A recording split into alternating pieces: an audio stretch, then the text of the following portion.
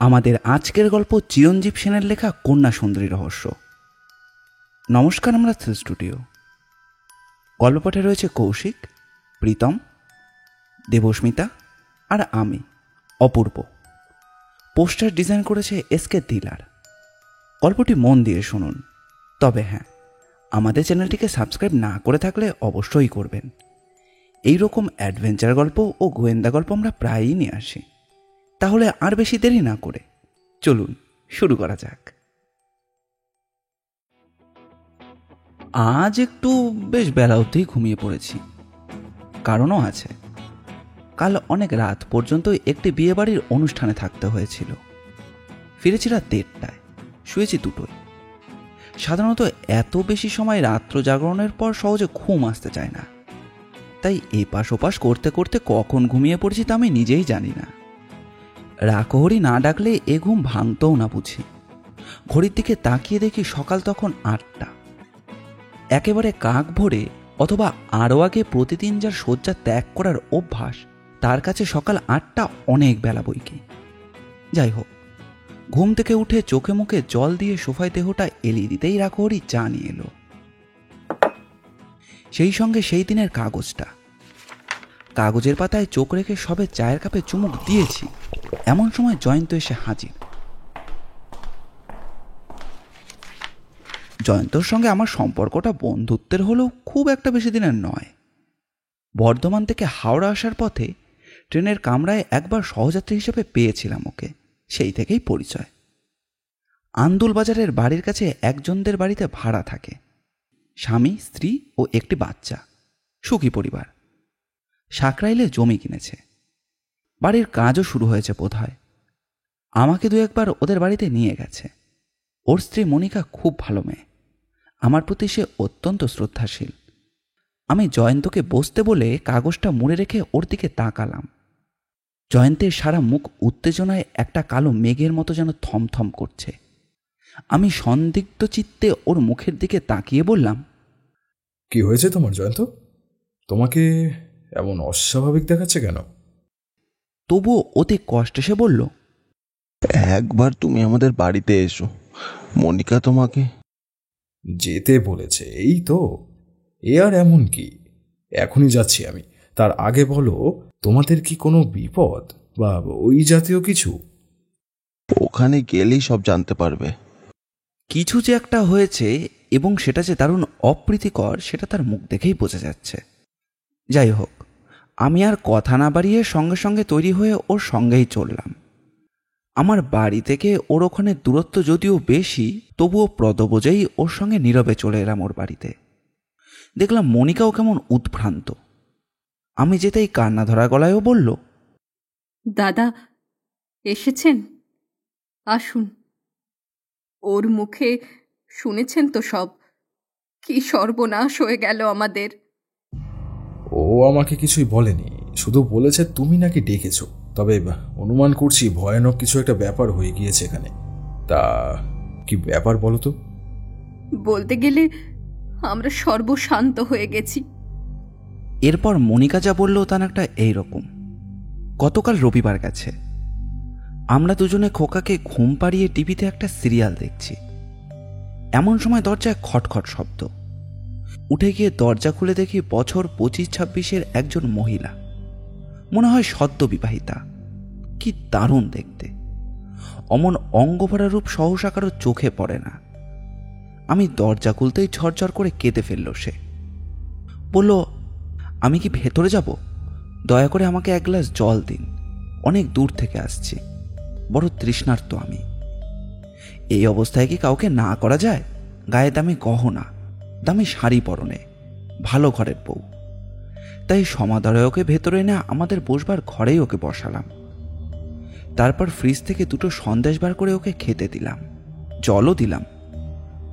মহিলা সব খেয়ে আমাকে বলল, আমার নাম কৃষ্ণা, মাস 2 আগেই আমার বিয়ে হয়েছে। আমার শ্বশুরবাড়ির সবাই আমার উপর যা নির্যাতন করে তার বলবার নয়। স্বামীও ওদেরই মতো। ওরা 2বার আমার শাড়িতে আগুন ধরিয়ে আমাকে মারবার চেষ্টা করেছিল। আবারও ওই রকম একটা ষড়যন্ত্র করছে বলে বুঝতে পেরে এক বস্ত্রে বাড়ি থেকে পালিয়ে এসেছি। যদি দয়া করে আজকের রাতটা আপনারা আমাকে থাকতে দেন তাহলে খুবই ভালো হয় আমার। যেখানে সেখানে তো আমি আর যেতে পারি না, দেখছেনই তো আমাকে। আমার এই রূপই হচ্ছে আমার সবথেকে বড় শত্রু। তার উপর এই গা ভর্তি গয়না, এর কোনোটাই মেকি নয়। এই অবস্থায় কোনো বদলোকের পাল্লায় যদি পড়ি তাহলে আমি তো যাবই, আমার গয়নাও যাবে। আমার বাপের বাড়ি কাঁধের কাছে রামনগরে। পরশু সকালে দাদা বরং আমাকে আমার বাড়িতে বাবা মায়ের কাছে পৌঁছে দিয়ে আসবেন। ওর এই অসহায় অবস্থা দেখে আমরা দুজনেই দয়া পরবশ হয়ে কিছু কর্তব্যের খাতিরে ওকে থাকতে দিতে রাজি হলাম। আমরা ওকে জিজ্ঞাসা করলাম যে ওর শ্বশুর বাড়ি কোথায়। ও বলল দুর্গাপুরে। তারপর আমাদের খোকাকে নিয়ে কত আদর করলো সে। তখন আমরা বুঝতে পারিনি যে ওটা ওর ছলনা। যাই হোক, আমরা ওকে ঘরে স্থান দিলাম, একটু পরে চাও করে খাওয়ালাম। আমার পরনের শাড়ি ওকে পরতে দিলাম। ওর গায়ের সমস্ত গয়না খুলে একটা রুমালে বেঁধে আমাকে বলল, এটা আপনি আপনার গয়নার বাক্সে রেখে দিন দিদি, সবসময় তো এগুলো আর পরে থাকা যায় না, পরশু বাড়ি যাওয়ার সময় নিয়ে যাব। আমি ওর সমস্ত গয়না সযত্নে আলমারি খুলে আমার গয়নার বাক্সে রেখে দিলাম। এরপর দুজন সুখ দুঃখের কতই না গল্প করলাম, জোর খাওয়া দাওয়া করলাম রাত্রে। কালকের দিনটা এভাবেই গেল। আজ একটু আগে ঘুম থেকে উঠে দেখি কৃষ্ণাও নেই, গয়নার বাক্সও নেই। সেই সঙ্গে নেই আলমারিতে রাখা 1,30,000 টাকা, যেটা আমরা বাড়ি তৈরির কাজ শুরু করবো বলে কয়েকদিন আগে ব্যাংক থেকে তুলে এনেছি। আমাদের তো আর লকার নেই, গয়নাগাটিগুলোও তাই বাড়িতেই রেখেছিলাম। সাবেকি নতুন মিলিয়ে প্রায় 20 ভরি মতো সোনা তো ছিলই। এই পর্যন্ত বলে মনিকা ফুপিয়ে ফুপিয়ে কাঁদতে লাগলো। আমি অনেকক্ষণ চুপ করে থেকে বিষয়টি ভালোভাবে উপলব্ধি করে বললাম, বড় জটিল রহস্য। তা এই মেয়েটিকে এর আগে নিশ্চয়ই কখনো দেখনি তোমরা? না, দেখলে মনে পড়তো, কেননা ওকে একবার যে দেখবে সে কখনো ভুলবে না। তাহলে ওকে ধরা খুব একটা কঠিন কাজ হবে না। এখন কতগুলো প্রশ্নের তোমরা উত্তর দাও, যেমন রোজ তোমরা ঘুম থেকে উঠো কখন? ভোর 4টে নাগাদ। চা খাই, খেয়ে আমি একটু মর্নিং ওয়াকে যাই। মনিকা ঘর গৃহস্থির কাজগুলো করে, রান্না চাপায়, কেননা আমি তো আবার 8:30টায় বেরোই। আজ কখন ঘুম থেকে উঠেছ? ঘড়ি দেখিনি, তবে মনে হয় 7টা নাগাদ। তাও দুধওয়ালা আছে ডাকাডাকি না করলে তখনও ঘুম ভাঙতো না। ঘুম থেকে উঠেই দেখি 2 হাত করে দরজা খোলা, আলমারি খোলা। এবং সেই কৃষ্ণা সুন্দরী উধাও, তাই তো? ঠিক তাই। তোমরা ঠাকুর দেবতায় বিশ্বাস করো? আর করি না। করবে। তোমাদের ভাগ্য ভালো যে শুধু টাকা আর গয়নার উপর দিয়ে গিয়েছে। যাবার সময় ও যে তোমার খোকনকেও নিয়ে পালায়নি, এই ঢের। উহ, ভগবান, আমি আজই ঠাকুরের থানে পুজো দিয়ে আসব। আমাদের যা গেছে যাক, আমার খোকনকে যে ও নিয়ে যায়নি এই রক্ষে। এমন সম্ভাবনার কথা ভাবিও নি কখনো। আজকের দিনে এমন ভুল কেউ করে? বাড়িতে কাজের লোক রাখলেও তার ছবি তুলে থানায় জানিয়ে আসতে হয়, দেশ ঘরের খোঁজ খবর নিতে হয়। তোমরা কোনো দিক না ভেবেই হুট করে একজন অজ্ঞাত কুলশীলাকে ঘরে স্থান দিলে কি বলে? দিতাম না, কিন্তু ও যখন রামনগরে ওর বাপের বাড়ির কথা বললো, আমাকে পৌঁছে দিয়ে আসার কথা বললো, তখনই বিশ্বাস করলাম ওকে। মনের কোণে এতটুকু সন্দেহ উকি দিল না আমাদের। স্বাভাবিক, কিন্তু যে মেয়ে দুর্গাপুরের শ্বশুর বাড়ি থেকে পালিয়ে এসে তোমাদের কাছে আশ্রয় চাইল, সে মৌরি গ্রামে কেন? সে তো কাঁথি অথবা রামনগড়েই চলে যেতে পারত। নাই বা থাকলেন বাবা মা, প্রতিবেশী কারোর বাড়িতে উঠতে পারত। আপনাকে বলা হয়নি দাদা। ও কিন্তু বলেছিল মৌরি স্টেশনের কাছে ওদের নাকি কে এক আত্মীয় থাকে। ও প্রথমে সেখানেই গিয়েছিল, গিয়ে দেখে বাড়ি তালা বন্ধ, তাই আমাদের কাছে আশ্রয় প্রার্থনা করে। অর্থাৎ রূপের ছলাকলায় ভুলিয়ে তোমাদের একেবারেই বোকা বানিয়ে গিয়েছে। এখন তুমি বলো ভাই, আমাদের কি করা উচিত? প্রথমে থানায় গিয়ে একটা ডায়েরি লেখাও। তাতে লাভ? কোনো লাভ হবে না। কৃষ্ণা সুন্দরীও ধরা পড়বে না, তবু প্রশাসনকে জানানো নাগরিক কর্তব্য। পুলিশ গুরুত্ব দিলে ওই ধরনের চিটারদের ধরে ফেলা অসম্ভব কিছু নয়। দাদা, আপনি তো গোয়েন্দাগিরি করে অনেক বাস্তু ঘুঘুকেও ইঁদুরের গর্ত থেকে টেনে বার করেছেন। তা পারবেন না একটু চেষ্টা করে ওই শয়তান মেয়েকে ধরে জেলে পুরতে, না হলে ও কিন্তু আরো অনেক গেরস্তের সর্বনাশ করবে। ছক্রজাল যতদূর পর্যন্তই স্থির থাকুক না কেন, গোয়েন্দা ভুলেও কখনো বলেন না এই কাজ তিনি পারবেন না। তাই আমিও বলবো চেষ্টা করে দেখতে পারি। কথায় কথায় অনেক সময় পার হলো, এখন একটু চায়ের ব্যবস্থা হলে ভালো হয়। চা খেয়ে একবারে থানায় যাই। বাজারে যাবে না? সকালের দিকে তো বাজারে যাওয়া আমার হয়ে ওঠে না। সন্ধ্যেবেলা অফিস থেকে ফেরার পথেই বাজার করে নিয়ে আসি। ডিম কেনা আছে, তবে আজ একটু মাছ নিয়ে আসবো ভাবছি। মনিকা চা করলে খেতে খেতে বললাম, কৃষ্ণা সুন্দরের ব্যাপারে তদন্তটা ঠিক কিভাবে করব তাই ভাবছি, বুঝলে। প্রথমত ওকে কখনো দেখিনি, ওর কোনো ফটো বা অন্য কোনো ডকুমেন্টও নেই। এলো, কাজ হাসিল করলো, চলে গেল। তোমাদের সঙ্গে আমার যখন বন্ধুত্বের সম্পর্ক একটা রয়েছে, তখন বুদ্ধি করে কাল রাতে যদি একবার কোথাও থেকে ফোন করে আমাকে জানাতে, তাহলে কাল রাতেই আমার ফাঁদে পড়ে ওই মোহিনী দিশা হারাতো। ওর বক্তব্য সত্য হলেও ওকে নজরে রাখতাম আমি।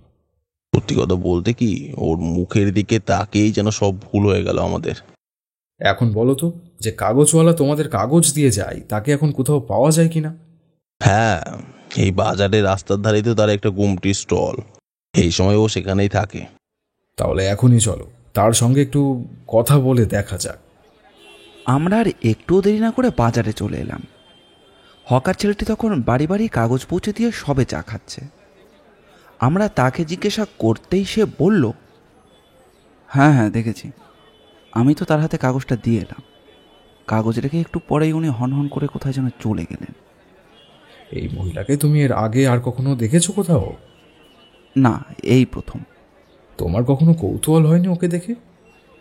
না, আসলে তাড়াহুড়োর সময় কারোর মুখের দিকে ভালো করে তাকাবার সময় হয় না আমাদের। তবুও দেখেছি, ভারী সুন্দর বানা চেহারা। ভেবেছিলাম বৌদুরি কোনো বন্টন হবে হয়তো। আমরা যখন এই সব কথা বলছি, তখনই একজন মধ্যবয়সী একজন রিক্সাওয়ালা আমাদের কথা শুনে এগিয়ে এলো। সে জানতে চাইল যে ব্যাপারটা কি।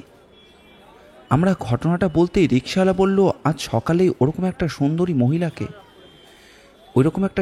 মহিলাকে আমি স্টেশনে পৌঁছে দিয়ে এসেছি, মৌরিগ্রাম স্টেশনে। আমি রিক্সাওয়ালাকে বললাম, তুমি এখনই আমাদের স্টেশনে নিয়ে চলো। জয়ন্ত চট করে মাছ কিনে সেই হকারের হাত দিয়ে বাড়িতে পাঠিয়ে আমার সঙ্গে রিক্সায় এসে বসল। দারুণ উত্তেজনা নিয়ে আমরা স্টেশনে এসে রিক্সাওয়ালাকে বিদায় দিলাম। স্টেশনের টিকিট কাউন্টারে যে ছেলেটি বসেছিল সে আমার অত্যন্ত পরিচিত। তাকে বললাম, তুমি কতক্ষণ এখানে ডিউটি করছো? সকাল 6টা থেকেই। কেন দাদা, কি হয়েছে? কাউকে একটু দায়িত্ব দিয়ে একবার বাইরে আসতে পারবে? Just a minute. একটু পরে কাউন্টার ছেড়ে বেরিয়ে এলো ছেলেটি। ঘটনাটা তাকে সংক্ষেপে বললাম।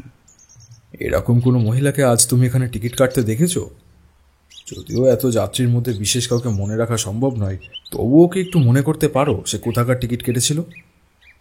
মেয়েটিকে আমি দেখেছি, অসাধারণ সুন্দরী, বিবাহিতা। তবে সে কিন্তু একা ছিল না, তার সঙ্গে আরও দুজন মেয়েকে আমি দেখেছি। তবে তারা ওর মতো অতটা আকর্ষণীয় নয়। দুজন যুবকও ছিল সঙ্গে। মেয়েটি আসতেই যুবকের দুজনের একজন ধমক ধমক দিল ওকে। মেয়েটির হাতে কি যেন দিল, তারপর সেটা হাত পেতে নিল বটে, তবে কঠিন গলায় কি একটা বলতেই মেয়েটি কেমন যেন একটা আতঙ্কিত হয়ে উঠল। বলল, না না, তোমার দুটো পায়ে পড়ি, ওখানে আমি যাব না। ওখানে গেলে আমাকে মেরে ফেলবে, শেষ করে দেবে আমাকে। তোমাদের কথা মতো আমি তো কাজ করছি, যখন যা বলছো তাই করছি। ওরা বলল তোমাকে ওখানেই যেতে হবে। তারপর যুবকদের একজন বলল যে অত ভয় পাচ্ছিস কেন, চলে যা, পালাবার চেষ্টা করলেই মরবি। তবে তোর একটা ভাইকে এবার মুক্তি দেবো আমরা। মেয়েটি চিৎকার করে উঠল, বলল, না, ওর কোনো ক্ষতি তোমরা করবে না। তারপর কাউন্টারে বসে বসে ওদের আমি কাণ্ড কারখানা দেখছি, আর মাঝে মাঝে কেউ এলে তাকে একটা করে টিকিট দিচ্ছি। একটু পরে ওদেরই দলের আরও একজন যুবক এসে যোগ দিতেই ওরা ডানকুনির 7টা টিকিট কাটলো। যেহেতু আমি ওদের দিকে নজর দিয়েছিলাম, তাই ওরা কোথাকার টিকিট কাটলো সেটাও আমার মনে আছে। তাছাড়া ডানকুনির ওই কটা টিকিটই ইস্যু হয়েছে আজ। মনে হয় দারুণ একটা দুষ্টচক্রের ফাঁদে পড়েছে মেয়েটা। শুধু ওই মেয়েটা নয়, ওর সঙ্গে আরও যুবকদের কথাবার্তা শুনেও বুঝলাম ওরাও যেন ভয়ে কাঁপছে। কারোর মুখে প্রতিবাদের কোনো ভাষা নেই। আমরাও বুঝলাম একটি দুষ্ট চক্র মেয়েগুলোকে দিয়ে এইসব অপরাধমূলক কাজ করাচ্ছে। এরপর আমরা স্টেশনে দু একটি স্টলে ওদের ব্যাপারে খোঁজ নিতেই একজন চাওয়ালা বলল, ওদের কথাবার্তা আমার কানেও গেছে। মেয়েটি কেবলই কাঁদছিল আর বলছিল যে জামালপুরে আমি যাব না, মীর সাহেব ভালো লোক নয়, আমি ওখানে গেলে আমার উপর অকথ্য অত্যাচার করবে, আমার গলায় ফাঁস দিয়ে মেরে ফেলবে, নয়তো শাড়িতে আগুন দিয়ে পুড়িয়ে মারবে। তোমরা যাকে ওর কাছে পাঠিয়েছ তারই ওই দশাই হয়েছে। ওরা কিন্তু মেয়েটির কথায় কোনো আমল দিল না, বলল, তোকে যে অত করে বলে দেওয়া হলো যে ছেলেটাকে নিয়ে আসতে, তুই নিয়ে এলি না কেন? মেয়েটি বলল, পারলাম না, বড্ড মায়া লাগলো, তবে টাকা গয়না তো সবই এনেছি। ওরা বলল, ওই টাকায় আমাদের পথ খরচাও হবে না, তোর এখানকার কাজ শেষ, আজ রাতেই গাড়িতে তোকে যেতে হবে। জয়ন্ত বলল, আর এত কাণ্ডর পরও তোমরা হা করে দাঁড়িয়ে কান পেতে শুনলে? স্টেশনে আর কোনো যাত্রী ছিল না? ছিল, কিন্তু কথাবার্তা যে ওদের মধ্যেই হচ্ছিল। মেয়েটিও কারের দিকে তাকায়নি বা কারো সাহায্য চায়নি। সে যদি একবার চেঁচাতো। ফল তাহলে আরো খারাপ হতো। মেয়েটিকে ওরা ওখানেই গুলি করে মারত। যারা বাধা দিতে আসতো তারাও গুলি খেত বেশ কয়েকজন, তবে সঙ্গবদ্ধ হয়ে সবাই ঝাঁপিয়ে পড়লে অবশ্য অন্যরকম হতো। সেটা অফিস টাইমেই সম্ভবত। এরপর ওদের আর কোনো কথাবার্তা? না, একটু পরেই ট্রেনে করে চলে গেল ওরা। আমি জয়ন্তকে নিয়ে স্টেশনের বাইরে একটা রেস্টুরেন্টে এসে বসলাম। দুজনের জন্য দুটো অমলেট ও 2 কাপ চায়ের অর্ডার দিয়ে পুরো ঘটনাটা আলোচনা করতে লাগলাম। আমি কিছুতেই ভেবে পেলাম না কোথায় জামালপুর আর কোথায় মৌরিগ্রাম। ওরা সেই অত দূর থেকে এখানে এসে নাটকীয়ভাবে অপারেশনটা করে গেল কেন? আমার সন্দেহ ঠিকই হয়েছিল, ভাগ্য জোরে বেঁচে গেছে ছেলেটা, না হলে ওকে নেওয়ার জন্যই এত দূরে এসেছিল কৃষ্ণা সুন্দরী। শুধু মায়াবেশে মায়ের কোল থেকে শিশুটিকে নিয়ে যেতে বিবেকে বেঁধেছিল তার। কিন্তু বিবেক যদি এখানে পঙ্গু হয়ে থাকতো তাহলে সর্বনাশ একটা হয়েই যেত। ওরা নিশ্চয়ই শিশুটির জন্য বড় অঙ্কের মুক্তিপণ দাবি করত। তাতে লাভ কি হতো? ওরা কি জানে না এই মধ্যবিত্ত শ্রেণীর মানুষের সামর্থ্যই বা কতটুকু? সাধারণ কোনো বড় ব্যবসায়ী বা বিশেষ প্রতিপত্তিশালী লোকের ছেলে মেয়েকেই ওরা হরণ করে, কিন্তু এখানে তো তাহলে রং টার্গেট। তবে কি কোনো ব্যক্তি শত্রুতা? এছাড়া আর কোন সিদ্ধান্তেই বা আসা যায়? আমি জয়ন্তকে প্রশ্ন করলাম, তোমার স্ত্রী মনিকার বাপের বাড়ি কোথায়? সোনারপুর। আচ্ছা, ভাগলপুর, সুলতানগঞ্জ, মুঙ্গের, জামালপুরের দিকে যাতায়াত করে এমন কারোর সঙ্গে তোমার বন্ধুত্ব আছে? না, তবে মৌরি রত্তলার কাছে হরিদেও গোয়ালা নামে একজন ব্যবসায়ীর সঙ্গে আমার সাকরাইলের জমি কেনার ব্যাপারে একটু মনোমালিন্য হয়। তিনি ভাগলপুরের লোক। আমি সাউথ ফেসিং ওই 4 কাঠা জমির প্লটটা বায়না করার পর উনি আবদার করেন ওটা ওকে ছেড়ে দিতে, কিন্তু আমি তাতে রাজি না হয় উনি অসন্তুষ্ট হন, কেননা ওর জামাইয়ের জন্য ওই জমিটা প্রয়োজন ছিল। জামাই থাকে কোথায়? তা তো জানি না। ওর ছেলে মেয়ে? 2 ছেলে আর 1 মেয়ে, তবে এক ছেলেকে আমি জানি, খুবই রাফ টাইপের। ব্যাস, আর বলতে হবে না। ওদের কলকাঠিতেই যা হবার তা হয়েছে। এখন তদন্ত করে দেখতে হবে এই কৃষ্ণা সুন্দরী তো বাঙালি মেয়ে, কিসের ভয়ে এবং কি কারণে সে এদের হয়ে কাজ করতে বাধ্য হয়েছে। মীরকে তার এত ভয় কেন? জামালপুরের ওই মীর সাহেবই কি এদের গডফাদার? মীরের কাছে যাওয়া মানেই শাস্তি, কিন্তু কোন অপরাধে এই শাস্তি তাকে পেতে হবে? মীর মানেই যদি মৃত্যু, তো কৃষ্ণা তাহলে আত্মহত্যাই বা করছে না কেন? আমরা চা খেয়ে প্রথমেই থানায় এলাম। তারপর ঘটনা সবকিছু জানিয়ে একটা ডায়েরিতে লিখলাম।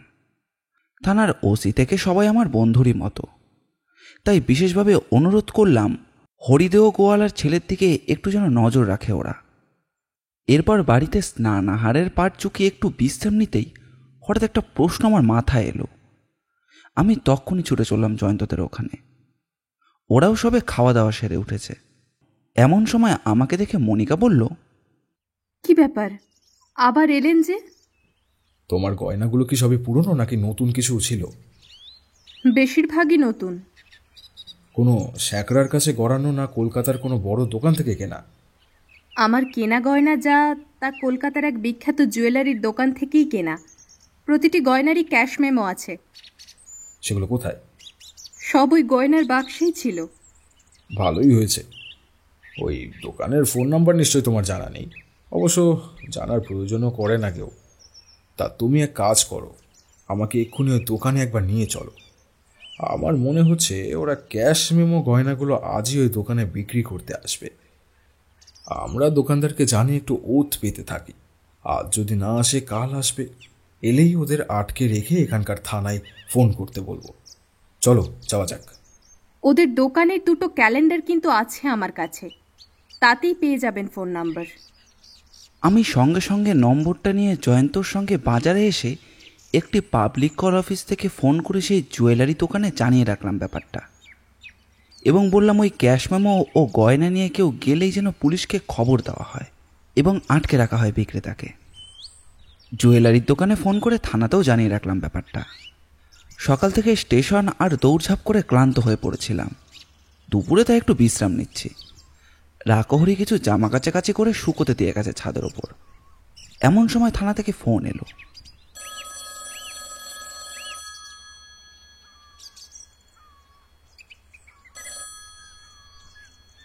পাখি ধরা পড়েছে, তবে আমাদের ফাঁদে নয়। ডানকুনি পুলিশই বামাল সাহেব ধরেছে ওদের। টাকা গয়না সবই উদ্ধার হয়েছে, শুধু ধরা যায়নি কৃষ্ণা সুন্দরীকে। চোখের পলকে মেয়েটাকে নিয়ে ওদেরই একজন পুলিশের চোখে ধুলো দিয়ে উধাও হয়ে গিয়েছে। এটা কি করে হলো? আসলে আমাদের ফোন পেয়েই ওখানকার পুলিশ নজর রাখে ডানকুনি স্টেশনে। ওদের গ্যাংটাকে ধরা সহজ উপায় হলো চেহারার বর্ণনা মতো কৃষ্ণা সুন্দরী। পুলিশ দেখেই ওরা পালাবার চেষ্টা করে। ওদের দু একজনকে মেরে ফেলবার সঙ্গে সঙ্গেই কৃষ্ণাকে নিয়ে লাইনের ওপর ঝাঁপিয়ে পড়ে একজন। সেই মুহূর্তে একটি ডাউন মালগাড়ি এসে পড়ায় ওরা নাগালের বাইরে চলে যায়। পুলিশেরও আর কিছু করার থাকে না। আমি তাহলে জয়ন্তবাবুকে নিয়ে চলে যাই? ওনার মিসেসকেও নিয়ে যেতে পারেন। আপনারা বরং চলেই আসুন, আমিও যাচ্ছি। আমার গাড়িতেই যাবেন আপনারা। আমি ফোন রেখে একটু দেরি না করে যাওয়ার জন্য তৈরি হলাম।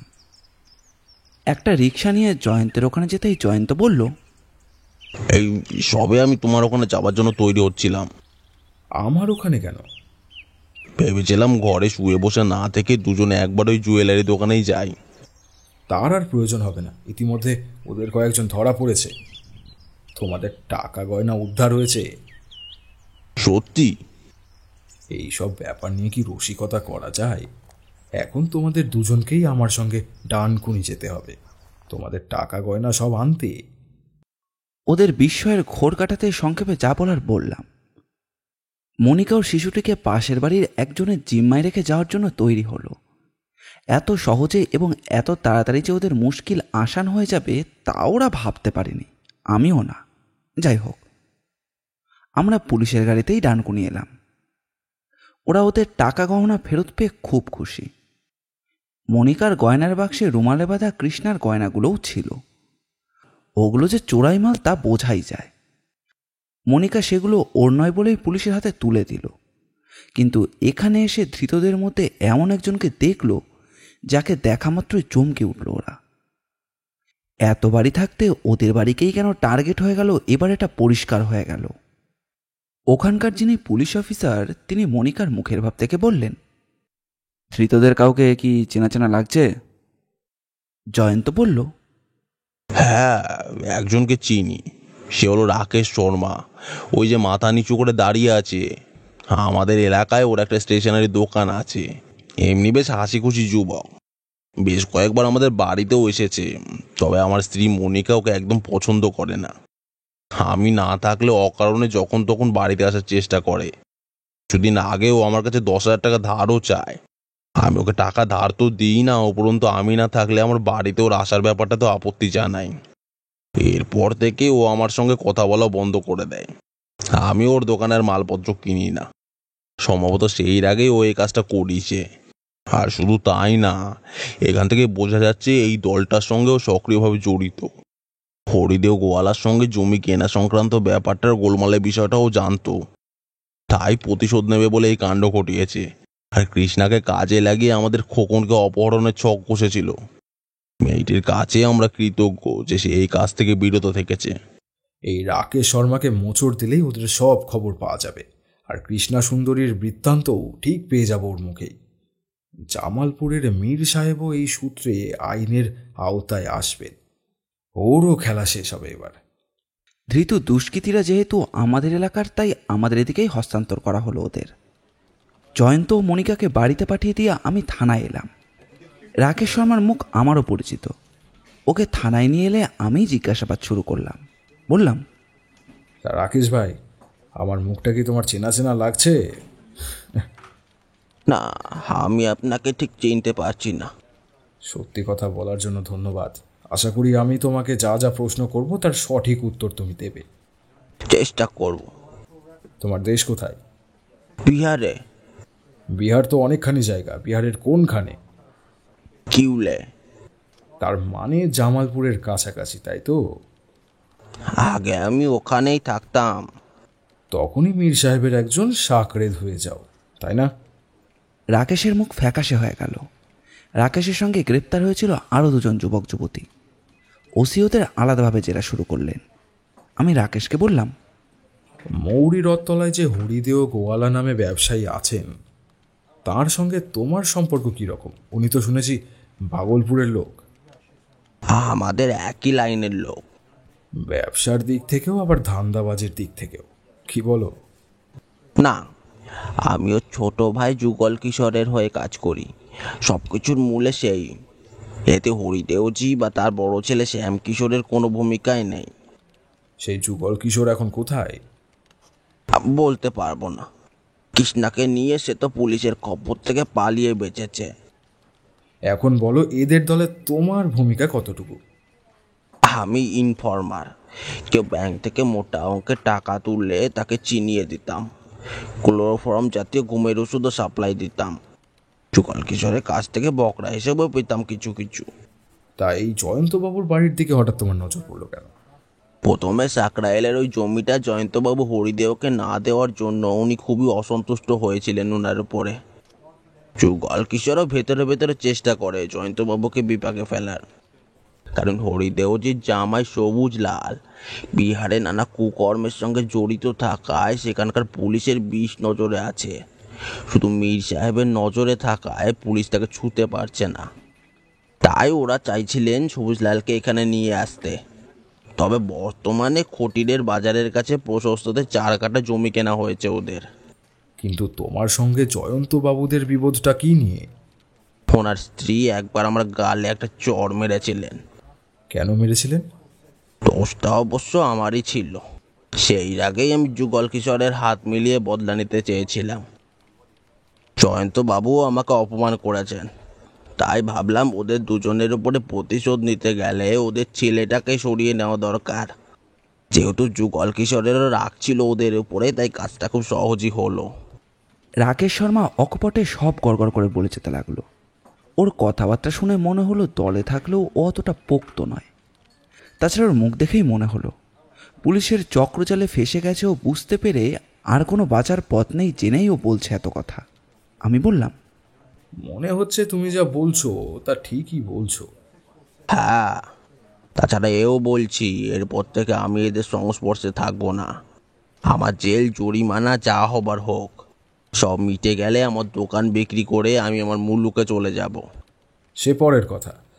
এখন যা করেছো তার শাস্তি তো ভোগ করো। এবার বলো, এদের দলে কতজন আছে?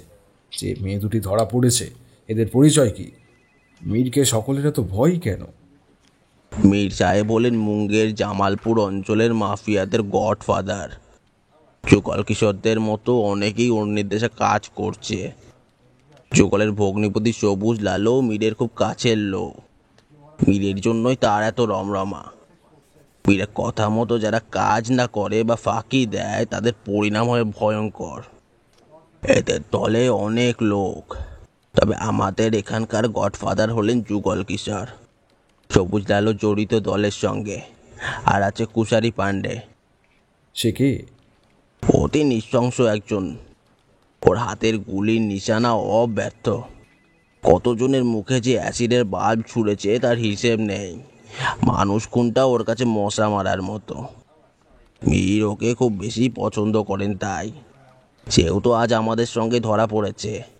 আসলে আমরা যখন ডানকুনি স্টেশনে এলাম তখন ভাবতেও পারিনি এইভাবে পুলিশের জালে ধরা পড়বো বলে, আর সেজন্য আমরা সবাই অসতর্ক ছিলাম।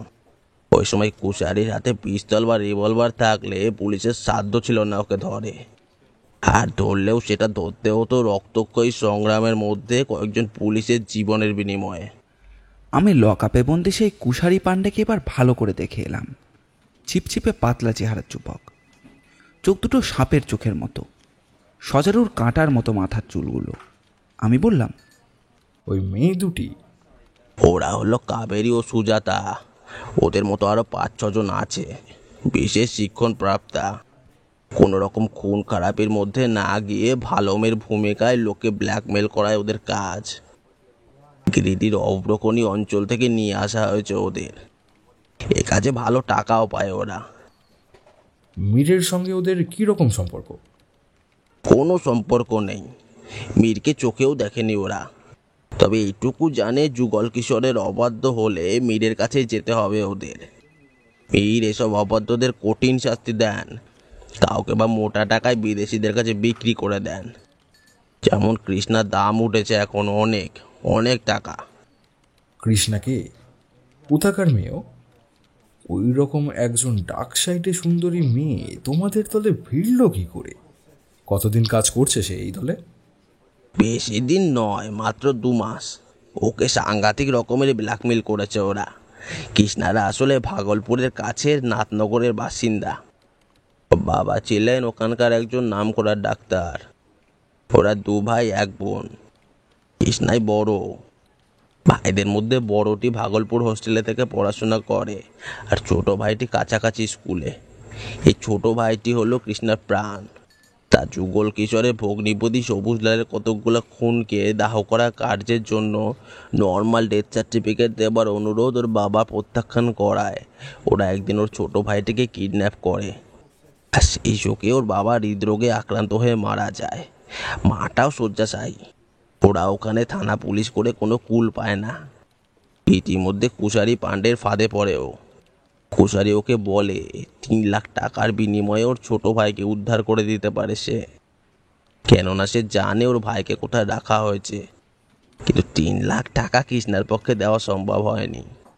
কোনো রকমে 1050 টাকা দেওয়ার পর কুশারি বলে আরো 2.5 লাখ টাকা না পেলে সে কিছুতেই ভাইয়ের সন্ধান দেবে না। তখন কৃষ্ণার অনেক কান্নাকাটিতে সে বলে যে ওদের কথা মতো কাজ করে সে যদি ওই টাকাটা তুলে দিতে পারে তাহলে হবে। মোট কথা, টাকা পেলে ওরা বেইমানি করে না। এই ব্যাপারে কৃষ্ণার ভাই বারবার ওকে সাবধান করে দেয় ওদের ফাঁদে পা না দিতে। তার ফলে ভাইটাকে মেরে প্রায় আধমরা করে দেয় ওরা। এরপরে কৃষ্ণাকে বলা হয় ওকে ওদের দলের মর্জি অনুযায়ী কাজ করতে হবে, নয়তো 2 ভাইয়ের মর্মান্তিক মৃত্যু সচক্ষে দেখতে হবে ওকে।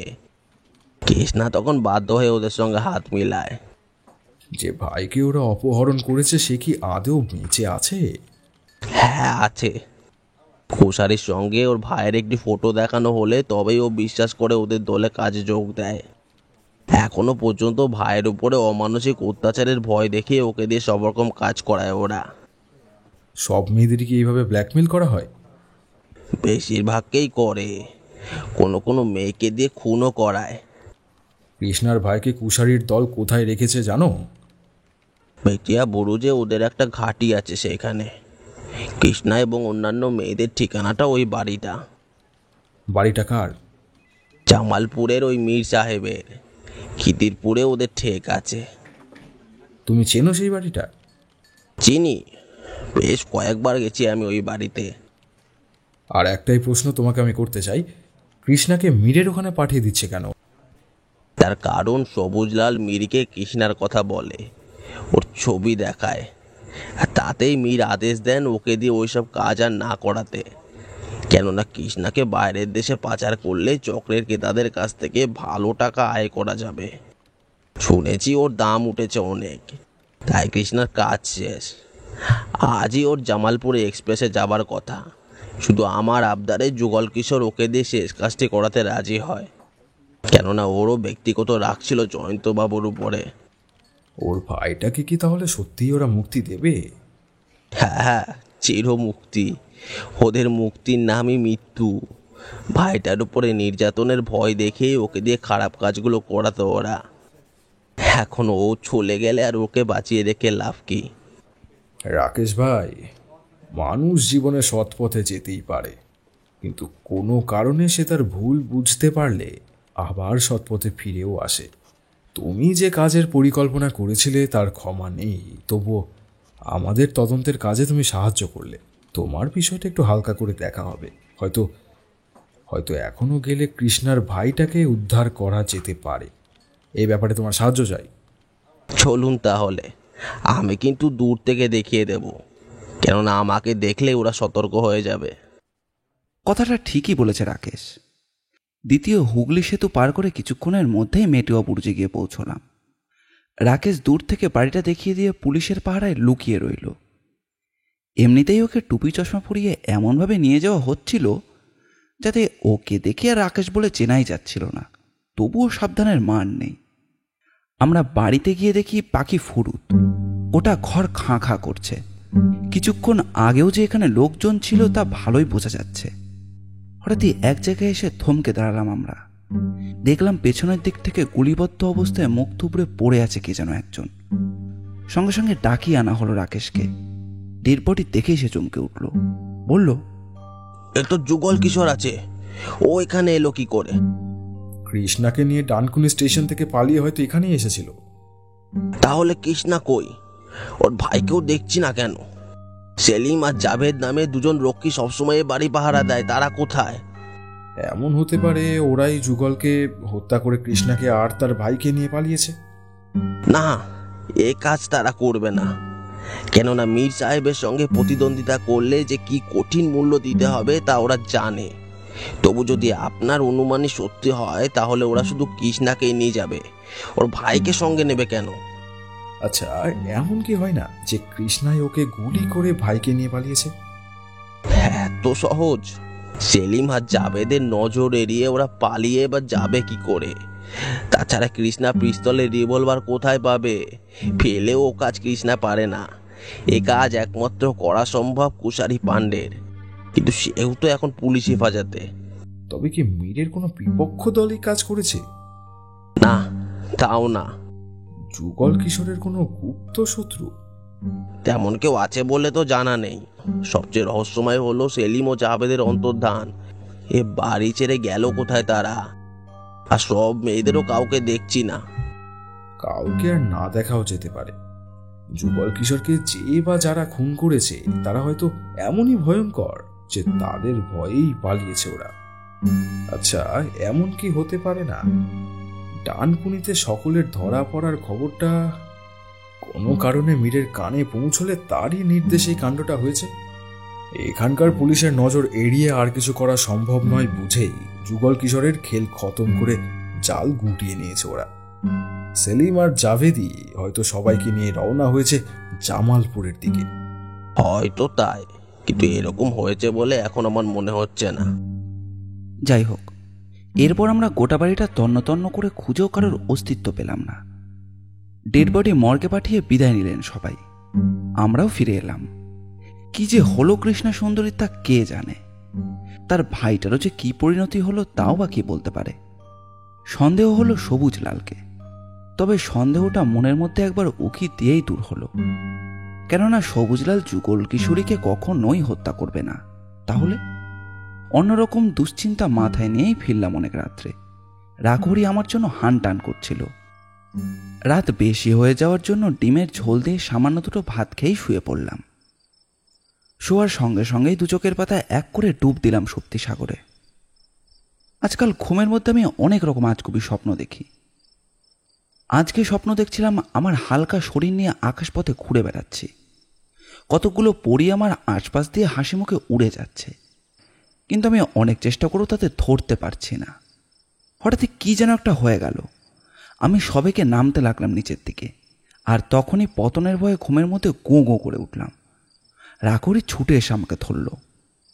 দেখতে দেখতেই ভোর হয়ে যাবে, চা খেয়ে বরং একটু বাগানে পায়চারি করব। আমার কথাটা শেষ হওয়ার সঙ্গে সঙ্গেই ডোরবেলটা বেজে উঠল। এমন অসময়ে কি আসতে পারে?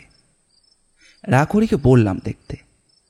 রাকহরি সাড়া দিয়ে আমার দিকে তাকিয়ে বলল, কোনো মহিলা। খুলে দে। রাকহরি দরজা খুলতেই 25-26 বছরের এক তরুণী একটু ভারিক্কি মেজাজ নিয়েই ঘরে ঢুকল। ঢুকেই দরজাটা বন্ধ করে দিয়ে হাতের পিস্তলটা লুফতে লুফতে কোনো অনুমতি না নিয়েই সোফায় এসে বসল। রাকহরির মুখ তখন ভয়ে শুকিয়ে গিয়েছে।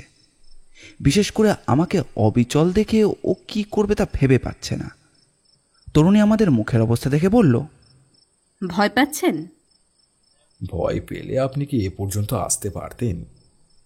আপনার পিস্তলটাও এতক্ষণে ঘরের কোনখানে যে ছিটকে পড়তো তা কে জানে। যদি ভুল ঠিকানায় না এসে থাকি তাহলে আপনি নিশ্চয়ই প্রাইভেট ইনভেস্টিগেটর মিস্টার অম্বর চ্যাটার্জি। আমি মারিয়াম।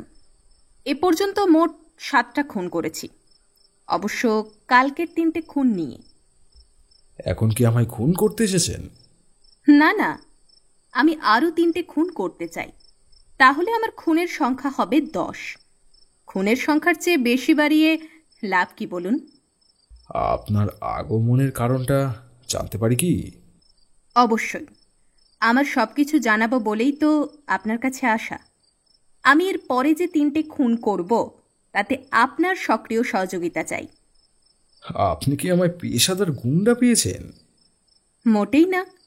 গুন্ডার দরকার হলে আমি আপনার কাছে আসবো কেন? আমার মুখের দিকে তাকিয়ে দেখুন। আমার একটি আঙুলের ইশারায় আমার হয়ে কাজ করতে অনেকেই এগিয়ে আসবে, ঠিক কিনা বলুন? ওসব বাজে কথা রেখে আসল কথা বলুন। বলুন আপনি কি জন্য এসেছেন? তার আগে একটু চা খেয়ে গলাটা ভেজানো দরকার। আপনার ঘরে যদি কেক বা বিস্কুট কিছু থাকে তো দিন না, খিদেও পেয়েছে খুব। কেক ছিল না, চা, বিস্কুট ও হালুয়া খেয়ে প্রকৃতস্থ হলো ও। তারপর একগাল হেসে আমার দিকে তাকিয়ে বলল, কি খুব অবাক হয়ে যাচ্ছেন না? তা একটু হচ্ছেই। এবার তাহলে কাজের কথা বলি। আপনার কাছে না এসে পুলিশের কাছে গেলে ওরা আমার কোনো কথাই শুনতো না। উল্টে আমার পরিচয় পেলে আমাকে সঙ্গে সঙ্গে লকআপে পুরে নিজেদের কৃতিত্বের কথা জাহির করত। আপনি পুলিশের সহযোগী গোয়েন্দা, কিন্তু গোয়েন্দা পুলিশ নন। সেই ভরসাতেই আপনার কাছে আসা। আমার কাজ শেষ হলে আপনি আমাকে ধরিয়ে দিতে পারেন, কেননা আমি নিজে থেকে আত্মসমর্পণ না করলে আপনার পুলিশ বন্ধুদের সাধ্য নেই আমাকে ধরা। তবে আমি আত্মসমর্পণ করব, কিন্তু শর্ত সাপেক্ষে। কি সেই শর্ত? আমি দীর্ঘদিন ধরে সন্ত্রাস সৃষ্টি করে এতগুলো খুনের দায় নিয়েও পুলিশের নাকের ডগা দিয়ে ঘুরে বেড়ালাম, অথচ কেউ আমাকে ধরতেই পারল না। আর নিজে যখন স্বেচ্ছায় ধরা দেব তখন ওরা কৃতিত্ব নিয়ে কাগজে ফলাও করে স্টেটমেন্ট দেবেন, ওটি হচ্ছে না। ওরা কোর্টের কাগজে স্বীকারোক্তি দেবেন। আমার মতো একজন দাগী ক্রিমিনালকে ধরতে না পারার লজ্জায় স্বেচ্ছায় চাকরি থেকে ইস্তফা দিচ্ছেন। এতে যদি রাজি হন তবেই আমি ধরা দেব, না হলে যেমন ফাঁকা মাঠের বিড়ালি হয়ে ঘুরে বেড়াচ্ছি আমি তেমনই ঘুরে বেড়াবো। বেশ, আপনার কথাটা বলে দেখব পুলিশকে। আমাকে আপনি বলার দরকার নেই, তুমি বললেই খুশি হব, কেননা এখন থেকে আমরা দুজনে বন্ধুর মতো। তাহলে তুমিও আমাকে তুমি বলবে? তা হয় না। আপনি একজন গণ্যমান্য নাগরিক, আর আমি বস্তি ক্লাসের বাজে মেয়ে। আপনার যেটা শোভা পায় আমার তা পায় না। আপনাকে আমি একটা কাজের দায়িত্ব দেব, আশা করি সেটা আপনি ভালোভাবেই পালন করবেন। কাজটা অত্যন্ত জরুরি। কি কাজ তা না জানলে কেমন করে পালন করব? এ কাজ আপনার দ্বারাই সম্ভব, তাই অন্য কাউকে দিয়ে করাতে চাই না। তবে একটা কথা, পুলিশকে কিন্তু ঘুণাক্ষরেও জানাবেন না এ ব্যাপারে। আমি থাকবো নেপথ্যে বডিগার্ড হয়ে, যাতে বহিরাগতরা কেউ হামলা না করে। কোনো বাজে কাজ হলে আমার পক্ষে কিন্তু করা সম্ভব নয়। নাচতে নেমে ঘুমটা টানবেন না মিস্টার চ্যাটার্জি। বাজে মেয়ের কাছ থেকে ভালো কাজ আশাই বা করেন কি করে? রাকহরি এবার কি যেন বলতে যাচ্ছিল। আমি ইশারায় ওকে চুপ থাকতে বললাম। মিয়রম বলল, যে কৃষ্ণা সুন্দরীর খোঁজে আপনারা ডানকুনি এমনকি মেটিয়া বুরুজ পর্যন্ত গিয়েছিলেন, সেই কৃষ্ণা সুন্দরীকে আজই রাতের আপার ইন্ডিয়া এক্সপ্রেসে আপনার দায়িত্বে ওর ভাগলপুরের বাড়িতে পাঠিয়ে দিতে চাই। সঙ্গে ওর সেই অপহৃত ভাইটিও আছে। কৃষ্ণা তোমার কাছে? হ্যাঁ, আমার পরের বোন রাবেয়ার জিম্মায় রেখে এসেছি তাকে। এখন আপনিই বলুন না, কোহিনূরের মতো এই দুর্লভ সামগ্রীকে কি যাত্রার মারফত পাঠানো যায়? আপনার চেয়ে বড় রক্ষক করার কেই বা হতে পারে? আমার সবকিছুই কেমন যেন গোলমাল হয়ে যাচ্ছে। হবারই তো কথা। কৃষ্ণাকে ওর বাড়িতে পৌঁছে দেওয়ার পর আমি মীর আর সবুজলালের মোকাবিলা করতে চাই। সেই সময়ও আপনার সাহায্যের প্রয়োজন, কেননা সবুজলালকে সহজে কবজা করা গেলেও মীর কিন্তু গভীর জলের মাছ। আজ রাতের অভিযানে আমার বোন রাবেও আপনার সঙ্গে থাকবে। দুজনেই থাকবে বোরখা পরা অবস্থায়। গোলাপ ফুল চিহ্ন বোরখা হবে কৃষ্ণার, আর রজনীগন্ধার বোরখাটা আমার বোন রাবেয়ার। আসলে আমি একা, দলছুট এক কর্মী, নিজেই নিজের নেত্রী, নিজেই নিজের দল। আমাকে হত্যা করার জন্য মীর বেশ কয়েকজনকে লাগিয়েছে, তাই আমি প্রথমে সবুজলালকে মেরে মীরকে একটা চমক দিতে চাই। তারপর মীরকে হত্যা করে ওর মসনাদে আমি প্রেতের মতো নাচব। মরিয়ম, তুমি কে তা তো জানি না। অন্যায়ের বিরুদ্ধে যে রুখে দাঁড়ায়, আমিও সবসময় তার দিকে সাহায্যের হাত বাড়িয়ে দিই। কৃষ্ণাকে ও তার ভাইকে তুমি যে ওই নরক থেকে উদ্ধার করেছ, তার জন্য তোমাকে অজস্র ধন্যবাদ। এখন বলো দেখি, কিভাবে কি করলে তুমি? তোমার মতো মেয়ের সঙ্গে এই অন্ধকার জগতের শয়তানদের সম্পর্ক গড়েই বা উঠল কিভাবে? কি হবে আমার মতো ভাগ্যহীনা এক মেয়ের চোখের জলের কাহিনী শুনে? শুনতেই হবে। তুমি নিজেই না আমার সঙ্গে তোমার বন্ধুত্বের সম্পর্ক গড়ে তুলতে চেয়েছ? আমাদের দেশ হলো বিহারের মুঙ্গের জেলার মুঙ্গেরেই। খুব ছোটবেলায় আমি বাবা মায়ের সঙ্গে কলকাতায় খিদিরপুরে চলে আসি। আমরা 2 বোন, 1 ভাই। আমার বোনের নাম আগেই বলেছি, রাবেয়া। ভাই সবার ছোট, ওর নাম। ভাইটা একটু বড় হলে ওর কিডনির অসুখ দেখা দিল। আমরা তখন দুবেলা দুমুঠো পেট ভরে খেতেও পাই না, তাই ওর অসুখের খরচা চালাতে হিমশিম খেয়ে গেলাম একেবারে। আমার শরীর স্বাস্থ্য বরাবরই খুব ভালো, মুখশ্রীও তো দেখছেন, মন্দ নয়। তবে আমার বোন রাবেয়া কিন্তু দারুণ সুন্দরী। এই সময়ে আমি সবুজলালের পাল্লায় পড়ে গেলাম। ও আমাকে বলল, সৎপথে থাকলে খেতে পাবি না, আমাদের খাতায় নাম লেখা, দেখবি আখের একদিন খুলে যাবে, 2 হাতে টাকা রোজগার করবি, তোর ভাইয়ের কিডনির ব্যবস্থাও করে দেব আমরা। তাছাড়া তোকে যা সুন্দর দেখতে, মীর হয়তো তোকে দেখলেই নিকাহ করতে চাইবে। তা যদি হয়, ভাগ্যের দরজা 2 হাত করে খুলে যাবে তোর। আমি প্রতারকটাকে বিশ্বাস করলাম। ও আমার বিশ্বাস উৎপাদনের জন্য কলকাতার একটা নামী হাসপাতালে ভাইটাকে ভর্তিও করালো। তারপর আমাকে নিয়ে চলে গেল সাহেবগঞ্জের গঙ্গার ওপারে মণিহারি গ্রামে। সেখানেই আরো কিছু মেয়ের সঙ্গে আমাকেও ট্রেনিং দিতে লাগলো অস্ত্র চালানোর। জালিয়াতি ও প্রতারণার যত রকম কলাকৌশল আছে তার সবই রপ্ত করালো। এসব কাজের বিনিময়ে ভালো কমিশনও পেতাম। এদের দলের একটি মস্ত গুণ, সেটা হলো কোনো মেয়ের গায়ে এরা কখনো হাত দিত না। তবে মীর কিন্তু এর সম্পূর্ণ বিপরীত। সে যেমনই নৃশংস, তেমনই বর্বর। ইতিমধ্যে 2 বছর কোথা দিয়ে কেটে গেল। আমি ওদের কথা মতো কাজ করছি, 2 হাতে টাকা লুটছি, বাড়িতে পাঠাচ্ছি, কিন্তু রুগ্ন ভাইটাকে একবার দেখতে যাওয়ার সময়ও পাইনি। সবুজলাল অবশ্য একবার আমায় মন রাখতে আমাকে মীরের কাছে নিয়ে গেল। সে কি বিশাল বৈভব তার! আমার দিকে একবার তাকিয়ে দেখে বলল, মেয়েটার দিকে একটু নজর দিস, ওর কয়েকটা ছবি আমার কাছে দিয়ে রাখ, মনে হচ্ছে ভালো দাম পাওয়া যাবে এর। মীরের কথা শুনে হতাশায় ভরে উঠল আমার মন।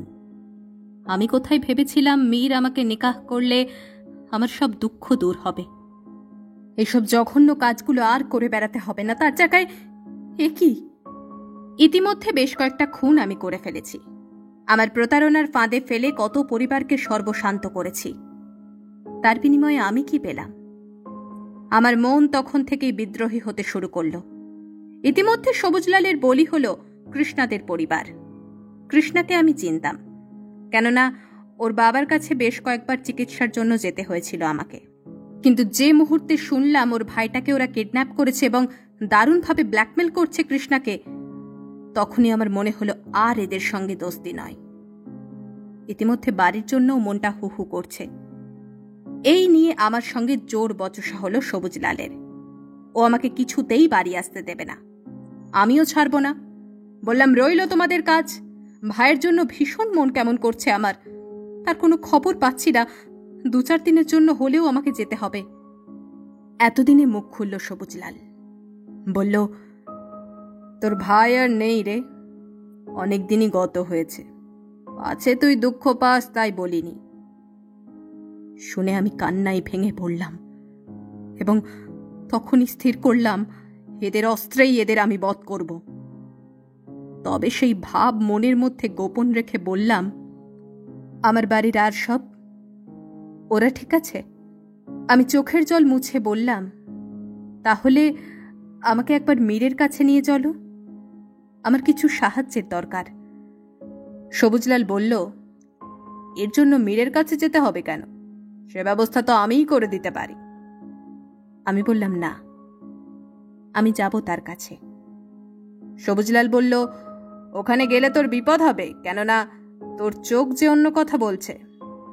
তুই ওখানে গিয়ে পৌঁছানোর আগেই হয়তো কুশারি পাণ্ডের অ্যাসিডের বাল্ব ঝলসে দেবে তোর এই সুন্দর মুখটাকে। তার চেয়ে লক্ষ্মী মেয়ের মতো যেমন কাজ করছিস তেমন করে যা।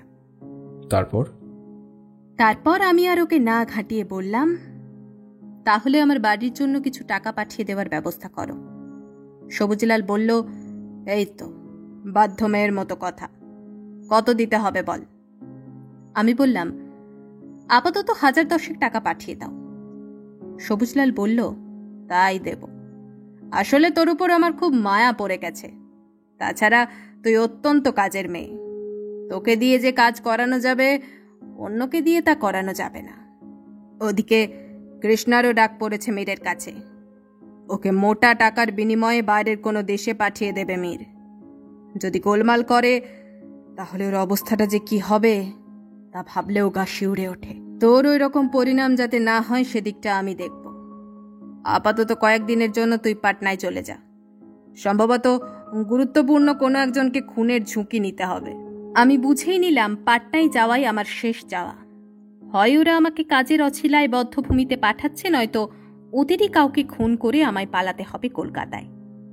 তবে একবার যদি এদের জাল কেটে বেরোতে পারি তাহলে আমার নয়, ওদেরই মৃত্যু ঘণ্টা বাজবে এবার। যাই হোক, সবুজলালের কথা মতো আমি পাটনায় যেতেই পান্না নামের একজন আমাকে দরিয়াপুরের একটি বাড়িতে নিয়ে গেল। পান্নাকে আমি চিনতাম, তাই সাহসে ভর করেই গেলাম ওর সঙ্গে।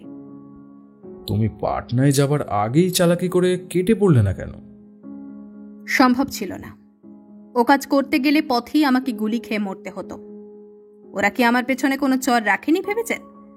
পাটনায় পৌঁছলে ওরা আমার ব্যাপারে নিশ্চিন্ত থাকত, সেজন্যই কোনো ঝুঁকি না নিয়ে চলে গেলাম। তা দরিয়াপুরের বাড়িতে বসে রাতে পরিকল্পনা হলো এখানকার অত্যন্ত প্রভাবশালী এক নেতা ধনীরাম সেঠকে হত্যা করার। এ কাজ আমাকেই করতে হবে। কাজটা অত্যন্ত কঠিন এবং বিপজ্জনক। ধনীরামের সঙ্গে একজন গোর্খা বডিগার্ড থাকে। কাজ হাসিল হলে তার দ্বারাও আমার আক্রান্ত হওয়ার সম্ভাবনা। অতএব খুব সাবধানে এই কাজ করতে হবে আমাকে। পারিশ্রমিক 1 লাখ, এবং সেটাও অগ্রিম। আমি রাজি হলাম, তবে এও জানি ও টাকা আমাকে ভোগ করতে হবে না। অপারেশন শেষ হলেই দাদাজির একটি গুলিতে আমি শেষ হয়ে যাব। তুমি তো পান্নার সঙ্গে দরিয়াপুর গেলে, রাতে ওখানে কার সঙ্গে পরামর্শ হলো? দাদাজি হলেন ওখানকার ম্যান। ওনার কথাতেই ওঠা বসা করে সবাই। ওনার প্রকৃতি সাপের চেয়েও খল। ওর সঙ্গেই পরিকল্পনা হলো। তারপরই একটা চরম ডিসিশন নিয়ে নিলাম। দাদাজি আমাকে একটি বিদেশি পিস্তল দিয়ে বললেন, এটাকেই কাজে লাগাও। আমি ওর সঙ্গে টাকাটাও নিলাম। 2 ঘন্টার মধ্যে কাজ হাসিল করে ফিরে আসছি বলে পান্নাকে বললাম, 1 গ্লাস জল খাও তো। পান্না জল আনতে পাশের ঘরে যেতেই আমি হঠাৎ ঘুরে দাঁড়িয়ে গুলি করলাম দাদাজিকে। তারপর অন্ধকারে গলিপথ ধরে মহেন্দ্র ঘাটে এসে একটা নৌকা নিয়ে চলে এলাম পহেলজা ঘাটে। সেখানে এক গরিব চাষির বাড়িতে রাতটা কাটিয়ে পরদিন ঘুর পথে মোকামায়। সেখানেও এক রাত আমার এক পরিচিতর বাড়িতে কাটিয়ে চলে এলাম খিদিরপুরে। এসে শুনলাম আমার ভাইটা বিনা চিকিৎসায় মারা গেছে। ওরা হাসপাতালে ভর্তি করার পর কিডনি দেওয়ার ব্যবস্থা করা দূরে থাকার কোনো খোঁজ খবরই নেয়নি।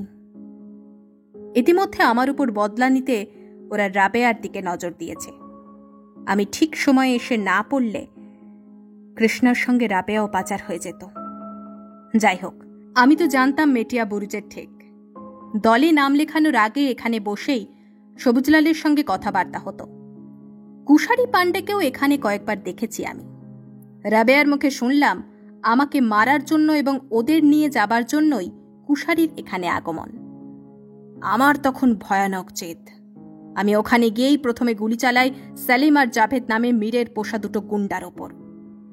ভাগ্যক্রমে যুগল কিশোরও কৃষ্ণাকেও পেয়ে গেলাম এখানেই। যুগল কিশোর আমার মূর্তি দেখে ভয়ে পালাতে গেল, ততক্ষণে তাকেও একটা গুলি করলাম। এরপর কৃষ্ণার ভাইকে উদ্ধার করে অন্যান্য মেয়েদের বললাম, বাঁচতে চাস তো এখনই পালা, না হলে পুলিশের হাতে পড়লে সারাটা জীবন জেলের ঘানি টানতে হবে। পারলে মীরের সংস্পর্শ থেকে দূরে থাকিস। ওরা চলে যেতেই আমি কৃষ্ণার সাহায্য নিয়ে সেলিম আর জাভেদের ডেড বডি দুটো ম্যানহোলের গর্তে ঢুকিয়ে দিলাম। যুগল কিশোরেরটা আর পারলাম না, পাছে দেরি হয়ে যায় সেই ভয়ে ওদের নিয়ে চলে এলাম খিদিরপুরে। ইতিমধ্যে কৃষ্ণার মুখে খবর পেয়েছি রাকেশ শর্মা ও কুশারি পাণ্ডে অ্যারেস্ট হয়েছে বলে। আমার এতদিনের গোয়েন্দাগিরিতে এমন রোমহর্ষক ঘটনার মুখোমুখি আমি কখনোই হইনি। দু একটা খুন হয়েছে, আমি তার তদন্ত করেছি, ধরেওছি অপরাধীকে, কিন্তু এ তো দেখছি ভয়াবহ ব্যাপার। তা আমার ব্যাপারে এত সব তুমি জানলে কার কাছে? কৃষ্ণা তো আমাকে চেনে না।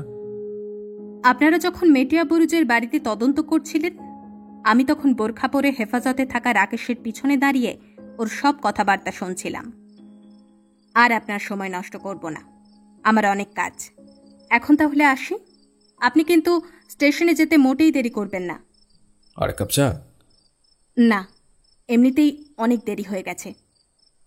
আমি মরিয়মের সঙ্গে ওয়েটিং রুমে যেতেই গোলাপ ও রজনীগন্ধার চিহ্নযুক্ত বোরকা পরা দুটি মেয়ে এসে আমাকে প্রণাম করল।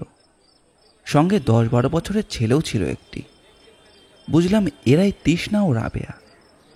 ছেলেটি তৃষ্ণার ভাই। আমি জানতাম আপনি আসবেন, তবু ধন্যবাদ। টাকা একটু বেশি গেল, ফার্স্ট ক্লাস কুপেই একটা ম্যানেজ করেছি। ভেতরে ঢুকে লক করে দেয়া যাবে। আমার পরিচয় এতক্ষণে নিশ্চয়ই তোমরা জেনেছ মুড়িময়ের কাছে। আমি আপ্রাণ চেষ্টা করব তোমাদের রক্ষা করবার। আমার বিষয় বা এই অভিযান প্রসঙ্গে পুলিশকে কিছু জানাননি তো মিস্টার চ্যাটার্জি? না না, তাহলে পুলিশ হয়তো আমাকেই আসতে দিত না। সব কাজ কি পুলিশকে জানিয়ে করলে চলে? এরপর ট্রেন এলে আমরা নির্দিষ্ট বগিতে গিয়ে বসলাম। দুজন রেল পুলিশকেও আমি হাত করেছি, ওরাও সবসময় নজর রাখবে।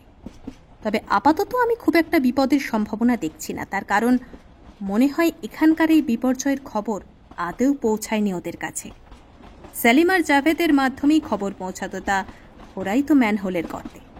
যুগল কিশোর মৃত, আর যে মেয়েরা মুক্তি পেয়েছে তারা ভুলেও বলবে না। বললে ওদের ওপরও চাপ আসবে, বলবে ওই হত্যাকাণ্ডের সময় তোমরা কি করছিলে। মরিয়ম, তুমি বুদ্ধিমতী। যদি তুমি বিপথে না আসতে, তাহলে আজ তুমি দেশের একজন হতে। তোমার মতো বেপরোয়া মেয়ের আগে আমি কখনো দেখিনি। তবু বলছি, এতটা নিশ্চিত হওয়ার কোনো কারণ নেই। মেয়ের এতক্ষণে সবকিছুই ভালোভাবে জেনে গিয়েছে। কুশারি পাণ্ডে গ্রেফতার হওয়ার খবর সে জেনেছে যুগল কিশোরের ফোনে। কৃষ্ণাকে নিয়ে ডানকুনি স্টেশন থেকে পালাবার সময় কোথাও না কোথাও থেকে ফোন করে সে নিশ্চয়ই জানিয়েছে সবুজলালকে, যেহেতু সে তার ভগ্নিপতি। ওর ওই দিন মেটিয়া বুরুজে আসা মানি সেলিম ও জাভেদকে সতর্ক করতে আসা। তাছাড়া যুগল কিশোরের খুন হওয়ার ব্যাপারটা ওদের কানে পৌঁছতো ঠিক। ওর বাড়ি থেকেই খবর চলে যাবে সবুজলালের কাছে। শুধু তাই নয়, পাটনার কাজে গিয়ে তুমি ওদেরই দলের বড় একটা চাইকে গুলি করে এসেছো। অতএব জেনে রাখো, ওরাও তোমাকে হন্যে হয়ে খুঁজছে। এতটা কিন্তু আমি তলিয়ে ভাবিনি। এত টাকা দিয়ে ট্রেনের ফার্স্ট ক্লাসে না এসে যদি একটা আলাদা কোনো গাড়ি নিয়ে যেতে, তাহলেই হয়তো বুদ্ধিমানের কাজ হতো। অত অল্প সময়ের মধ্যে আমারও মাথায় আসেনি। না হলে আমি বলতাম কি একটা টাটা সুমো বা ওই জাতীয় কিছু ভাড়া করে যেতে। সত্যি টেনশনের মাথায় খুব ভুল করে ফেললাম। কোচ অ্যাসিস্ট্যান্ট টিকিট পরীক্ষা করে গেলে আমরা ভেতর থেকে লক করে দিয়ে গুছিয়ে বসলাম সকলে। কৃষ্ণা ও রাবে এতক্ষণে তাদের বোরকা খুলে ফেলেছে। সকলের মুখে তৃষ্ণার রূপের কথা শুনে আমি মনে মনে একটা ছবি এঁকে নিয়েছিলাম। এখন দেখলাম ওর সৌন্দর্য আমার কল্পনাকেও ছাপিয়ে যায়। রাবেয়াও কোনো অংশে তার থেকে কম নয়। মিওরাম একটু চাপা, তবে ওর চোখের আকর্ষণ দুর্দান্ত। কৃষ্ণা রাবেয়া দুজনেরই সঙ্গে আমার পরিচয় হলো। আমি মরিয়মকে বললাম, তুমি যে কৃষ্ণাকে ওর ভাইকে নাথগড়ে পাঠাচ্ছ, সেখানে গেলেও কি মীরের খপ্পরে আবার পড়বে না? যে কোনো মুহূর্তে পড়ে যেতে পারে, তবে সবুজলাল ও মীর এই দুজনকেই খতম না করা পর্যন্ত রাবেয়াই বডিগার্ড হিসেবে থাকবে ওদের কাছে। তাছাড়া ওদের এলাকার লোকজনকেও আমি সতর্ক করে দিয়ে আসব। ট্রেন ততক্ষণ বর্ধমান বেরোচ্ছে। মরিয়ম আবার বলল, কৃষ্ণা নাথনগরে ওদের বাড়িতে গেলেই ওরা খবর পেয়ে যাবে। তাতে বরং সুবিধেই হবে আমাদের। আমাদের বলা উচিত হবে না, কেননা খুন তো আপনি করবেন না, খুন করব আমি। অবশ্যই যাকে তাকে নয়, ওই কুখ্যাত দুজনকে। আপনি গোয়েন্দা মানুষ, আমি খুনটুন করে পালালে আপনি তদন্ত করে আমাকে খুঁজে বার করবেন। আপনার হাতে ধরা দিতে আমার একটু আপত্তি থাকবে না, বরং নিজেকে ধন্য মনে করব। আপনার মতো কেউ আমার জীবনে এলে কি যে আনন্দ হতো, কিন্তু এই জীবনে তা হওয়ার নয়। আচ্ছা, আপনি কি বিবাহিত? না। আমারও যেন তাই মনে হলো। সকালে আপনার বাড়িতে গেলাম, কিন্তু ওই ছেলেটি আর আপনি ছাড়া কাউকেই দেখলাম না। তা এইভাবে আর কতদিন কাটাবেন? এভাবে যে কতদিন চলে। সত্যি কি আপনি বিয়ে করবেন না ঠিক করেছেন? ঠিক না করলে তো আমার ঘরে আপনি কাউকে না কাউকে দেখতেই পেতেন। আপনি কৃষ্ণাকে বিয়ে করতে পারেন না? না, কেন না? ওর সৌন্দর্যের কাছে আমি আনফিট, তবে ও চাইলে ওর জন্য আমি ভালো একটা পাত্র দেখে দিতে পারি। আমি তো মনে মনে ভাবছি, আমারই পরিচিত একজন সাব ইন্সপেক্টর, সাদা পায়রার মতো দেখতে একেবারে, তার সঙ্গেই ওর চেষ্টা করব বিয়ে। দুজনকে মানাবেও ভালো। হাসালেন আপনি। ওর মতো এক ঘর ছাড়া কুখ্যাত অপরাধী দলের মেয়েকে পুলিশের একজন সাব ইন্সপেক্টর বিয়ে করতে রাজি হবেনই বা কেন? সে ব্যাপারটা আমার উপরেই ছেড়ে দাও। তাছাড়া কৃষ্ণা তো খারাপ মেয়ে নয়। ও যেভাবে একটি পরিবারের শিশুকে অপহরণ করতে গিয়েও কিছু না করে ফিরে এলো, তাতে ওর মহত্বেরই প্রকাশ ঘটেছে। শুধু ও কেন, আমার চোখে তুমিও অপরাধী নও। তোমার যে পরিচয় আমি পেয়েছি, তাতেই বুঝেছি তুমিও কত মহৎ। আমার কাজ অপরাধীদের ধরা, পুলিশেরও একই কাজ। এরপর আইন তার প্রচলিত ধারা হিসেবে শাস্তি দেয়, সেই সঙ্গে ভালো হবার সুযোগও দেয় অপরাধীদের। তুমি তো সুযোগ পাওয়ার আগেই নিজেই নিজেকে শুধরে নিয়েছ। আমি একবার উকি মেরে কামরার চেহারাটা দেখে নিলাম। চারিদিক শুনশান। দুজন আরপিএফ শুধু টহল দিচ্ছে দুদিকে। আমি নিশ্চিন্ত হয়ে সজাগ রইলাম। ট্রেন এসে থামল বোলপুরে। কিছুক্ষণ থেমে আবার চলতে শুরু করলো। একটু পরে হন্তদন্ত হয়ে মরিয়ম এসে বলল, আপনার কথাই ঠিক। মীরের কাছে খবর পৌঁছে গেছে। কেননা বোলপুর স্টেশনে আমি ধুন্ধুর ও আজিজকে দেখলাম। ওরা প্রতিটি বগিতে আমাদের খুঁজে বেড়াচ্ছে। এখন পাশের কম্পার্টমেন্টে ঢুকেছে ওরা। আপনি একটু সতর্ক থাকুন। আমি দেখছি ওদের মোকাবিলা করতে পারি কিনা। কিছু করতে হবে না, কূপেও ঢুকে বসে থাকো। হাজার ধাক্কাধাক্কি করলেও দরজা আমরা খুলব না। দরজা না খুললে দরজা ওরা ভেঙে ফেলবে। রেল পুলিশ থাকা সত্ত্বেও? রেল পুলিশ কোথায়? যে দুজন পাহারায় ছিল তারা বোলপুরে নেমে গেছে। এখন তাহলে কি করতে চাইছো? ওই দুটোকেই শেষ করে দিতে চাই। ওসব পরিকল্পনা একদম মাথা থেকে সরাও। ওরা আসুক, দরজা ঠেলুক, তারপর অবস্থা বুঝে ব্যবস্থা করা যাবে। শুধু আপনি আমি হলে চিন্তা করতাম না। কৃষ্ণা, রাবে আর ওই বাচ্চাটার জন্যই কিছু করতে সাহস করছি না। যদি ওদের কিছু হয়ে যায়? তাহলে একটা কাজ করো, এর পরের স্টেশনে সাঁইথিয়া। আমরা সবাই চুপিসারে ওখানে নেমে পড়ি, চলো। তারপর ওখান থেকে একটা প্রাইভেট গাড়ি নিয়ে শিউড়ি হয়ে মাসানজোবের ওপর দিয়ে প্রথমে দুমকায়, সেখানে একটা দিন যে কোনো হোটেলে কাটিয়ে পরদিন ভাগলপুর নাথনগাঁড় চলে যাব। কিন্তু এত রাতে সাঁইথিয়ার কোনো গাড়ি তো পাবে না। পাবেই, কেননা মফস্বলের ট্রেনের টাইমে যত তাড়াই হোক গাড়ি পাওয়া যাবে। ফার্স্ট ক্লাসের কামরাতে ঘুমিয়ে ঘুমিয়ে যাওয়ার কথা মাথায় উঠল। সাইথিয়ায় ট্রেন থামতে আমরা নেমে পড়লাম। 500 টাকার একটা প্রাইভেট গাড়ি ভাড়া করে আমরা এগিয়ে চললাম দুমকার দিকে। মারিয়াম বলল, এই বুদ্ধিটা আগে খাটালেই হতো, এখন অনেকটা নিশ্চিন্ত হওয়া গেল। কিন্তু যতটা যা ভেবেছিলাম তা হলো না। সাইথিয়া থেকে শিউরি, রানেশ্বর, মাসাঞ্জর হয়ে পাতা বেড়ে জঙ্গলে ঢুকতেই কেমন যেন আতঙ্কিত হয়ে উঠল মারিয়াম। বলল, এত করেও বোধহয় শেষ রক্ষা হলো না। সে কি, কেন? ওরা মৃত্যুর দূত হয়ে আমাদের পিছন পিছন আসছে। আমি রাতের অন্ধকারে পাহাড় ও জঙ্গলের রূপ থেকে একটু অন্যমনস্ক হয়ে পড়েছিলাম। ড্রাইভারের পাশের আয়নায় চোখ পড়তেই দেখলাম একটা অ্যাম্বাসেডর আমাদের ফলো করে দ্রুত এগিয়ে আসছে। সে গাড়ির হেডলাইট কিন্তু জ্বলছে না। ওটা যে আমাদেরই শত্রুপক্ষের গাড়ি কি করে বুঝলে? অনেক কিছুই আমি গন্ধে টের পাই। তাছাড়া অনুসরণকারী গাড়ির হেডলাইট জ্বালে না। দুমকা এখনো অনেক দূরের পথ। ভালোই হয়েছে, লড়াইটা এখানেই জমে উঠুক। মিস্টার চ্যাটার্জি, আপনি ওদের নিয়ে নাথনগরেই চলে যান। দুমকায় থাকার আর কোনো প্রয়োজন নেই, আমি একাই সামলাচ্ছি এদের। শুধুমাত্র অনুমানে ভয় করে কোনো কিছু করতে যেও না, আগে দেখোই না ওরা কারা। তারপর ড্রাইভারকে বললাম, পাইলট ভাই, আপনি একটু কায়দা করে এক জায়গায় গাড়িটাকে এমনভাবে থামিয়ে দিন যাতে পেছনের গাড়িটা আর না এগোতে পারে। সেই ফাঁকে আমি নেমে যাব। আপনি একটু দেরি না করে ওদের নিয়ে যত দ্রুত সম্ভব নাথন করে চলে যাবেন। আপাতত 5 টাকা আপনি রাখুন, তেল কম থাকলে দুমকায় নিয়ে নেবে, কেমন? ওর জন্য আপনি চিন্তা করবেন না, রাতের গাড়িতে তেল আমার ভর্তিই থাকে। মুখোমুখি কোনো গাড়ির সঙ্গে যদি সংঘর্ষ না হয় তাহলে আমি ঠিক যথাস্থানেই পৌঁছে দেবো এদের। মারিয়ামের কথা মতো ড্রাইভার গাড়িটাকে বেশ একটু জোরে চালিয়ে এক জায়গায় ব্রেক কষতেই মারিয়াম লাফিয়ে নেমে পড়ল গাড়ি থেকে। তারপর চকিতে মিশে গেল অন্ধকার গাছপালার আড়ালে। আমি তখনকার মতো কিছু না বললেও খানিক গিয়ে ড্রাইভারকে বললাম, দুমকার দিকে না গিয়ে ডান দিকের যে পথটা রামপুর হাটের দিকে চলে গিয়েছে, গাড়িটা ওদিকে ঘোরাও তো। ড্রাইভার তাই করল। এখানে আমার বিশেষ পরিচিত জনের একটি ঠেক আছে। আমি কৃষ্ণা ও রাবেয়াদের সেখানেই নিয়ে গেলাম।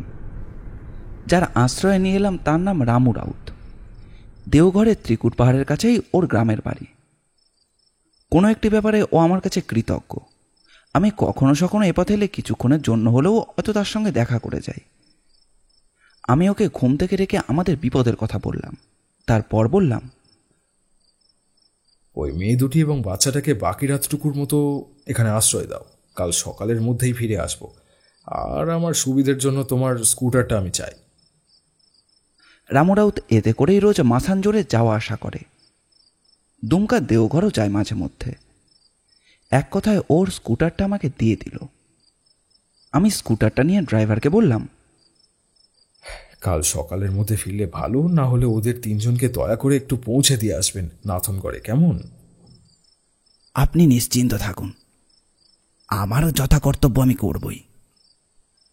আমি ওদের কাছ থেকে বিদায় নিয়ে ঝড়ের গতিতে সেই জায়গাতেই ফিরে এলাম। এসে দেখলাম চারিদিকে চাপ চাপ কিছু রক্ত পড়ে আছে। সেই গাড়িও নেই, কেউ নেই। বুঝলাম এইটুকু সময়ের মধ্যে যা হওয়ার হয়ে গিয়েছে। মরিয়াম কেন যে মোকাবিলা করতে গেল কে জানে। বিপদটা যে ওর হয়েছে তাতে কোনো সন্দেহ নেই। তাড়াহুড়োর মধ্যে টর্চটা নিতেই ভুলে গেছি। তবুও আশেপাশের ঝোপঝাড়গুলো একবার ভালো করে দেখে নিলাম। না, কারো ডেড বডি দেখতে পেলাম না কোথাও। ওরা যে দুমকার দিকেই গেছে তাতে কোনো সন্দেহ নেই। আমিও তাই দুমকারই পথ ধরলাম। দুমকা পর্যন্ত যেতে হলো না। কিছু দূর যাওয়ার পরেই চোখ পড়ল সেই গাড়িটা।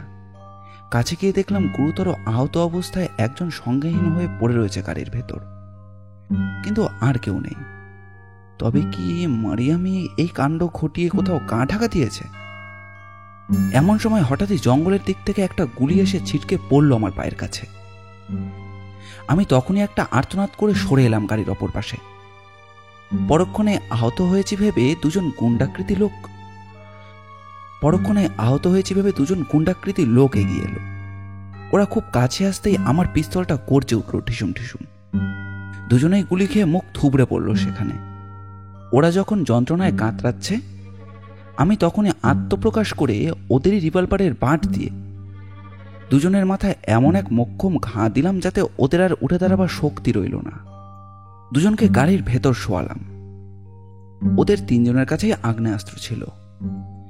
দুজনেরটা তো আগেই নিয়েছিলাম, গাড়িতে যে ছিল তারটাও এবার নিলাম। সেগুলো একদিকে রেখে দিয়ে হাতড়াতে হাতড়াতেই একটা জোরালো টর্চ পেয়ে গেলাম সেখান থেকে। তারপর সেই টর্চের আলোয় পথ দেখে জঙ্গলের ভেতরে ঢুকতেই যা দেখলাম তা দেখে আমার গাটা কাঁটা দিয়ে উঠল। দেখলাম শুকনো গাছের গুড়ির সঙ্গে আষ্টে পৃষ্ঠে বেঁধে রাখা হয়েছে মারিয়ামকে। তার চারপাশে কতগুলো শুকনো ডালপালা আর স্তূপীকৃত গাছের পাতা, অর্থাৎ ওকে জীবন্তই পুড়িয়ে মারবার জন্য এখানে নিয়ে আসা হয়েছিল। খুব সময় এসে পড়েছি। যাই হোক, আর একটু দেরি হলেই দুষ্কৃতীরা আগুনে ঝলসে দিত ওকে। আমি টর্চের আলোয় বন্দিনী মারিয়ামকে দেখেই বললাম, ভয় নেই মরিয়ম, আমি এসে গিয়েছি। বলেই ছুটে গেলাম ওর দিকে। আর ঠিক তখনই মাথায় একটা আঘাত পেয়ে লুটিয়ে পড়লাম সেখানে, মারিয়ামের পায়ের কাছে। আঘাতটা এতই জোরে ছিল যে চোখের সামনে অন্ধকার দেখলাম। পরক্ষণেই মনে হলো কে যেন একজন ভারী শরীর নিয়ে মশমশ করে এগিয়ে আসছে আমার দিকে। একসময় সে এলো, আমার গায়ে লাথি মেরে চিৎ করে শোয়ালো আমাকে। তারপর কঠিন গলায় বলল, বীরের সঙ্গে যারা মোকাবিলা করতে আসে তাদের পরিণামটা এরকমই হয়। ওই শয়তান মেয়েটার সঙ্গে তোকেও আজকে জীবন্ত অগ্নিদাহ করব। মারিয়াম তবুও চেষ্টা করে মরিয়া হয়ে চেঁচালো, কে আছো? বাঁচাও! কেউ এখানে আসবে না বাঁচাতে, যত পারিস চেঁচা। বলেই শক্ত হাতে টেনে তুলল আমাকে। ভুল করল মীর। সেই সুযোগেই আমি ওর পেটের পিস্তলের নল ঠেকিয়ে ট্রিগারটা টেনে দিলাম। প্রাণান্তকর একটা চিৎকার করে মীরও ও রিভলভারটা তাক করলো আমার দিকে।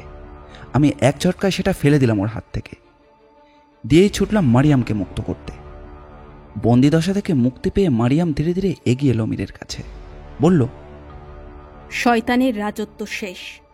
সবুজলালকে উচিত শিক্ষা দিয়ে এসেছি, এবার তোমার পালা। তোমারই তৈরি করা চিতায় আজ আমি তোমাকেই শোয়াবো।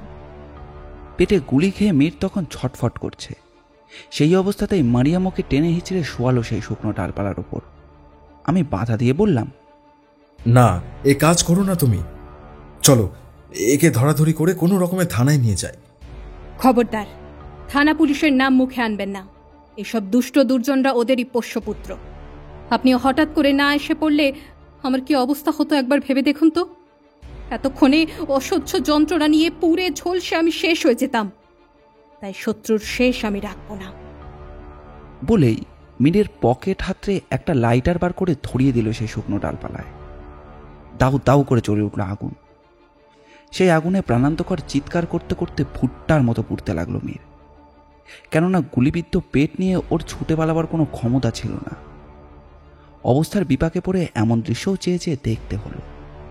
একটু পরে কাদের কণ্ঠস্বর কানে আসতেই মারিয়াম বলল, মনে হয় পুলিশ।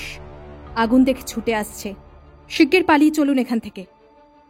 বলেই আমার একটা হাত ধরে টানতে টানতে আমাকে আরো গভীর জঙ্গলের দিকে নিয়ে গেল। তারপর এক জায়গায় একটি খাদে নেমে বড় একটি পাথরের আড়ালে এসে হাঁপাতে লাগলো। আমারও হাঁপ ধরে গেছে তখন। আমরা দুজনেই সেই পাথরের দেওয়ালে ঠেস দিয়ে বসে পড়লাম সেখানে। মারিয়াম আমার বুকে পিঠে হাত বুলিয়ে দিয়ে বলল, খুব লেগেছে আপনার, তাই না? সত্যি আমার মতো একটা বাজে মেয়ের আবদার রাখতে গিয়ে কি বিপদেই না পড়েছিলেন আপনি। শয়তানটা ভাগ্যে আপনাকে গুলি না করে মাথায় আঘাত করেছিল। সবই বরাত জোর। সত্যি মাথাটা এখনো ঝনঝন করছে। এই অবস্থায় একটু জল দিতে পারলে ভালো হতো।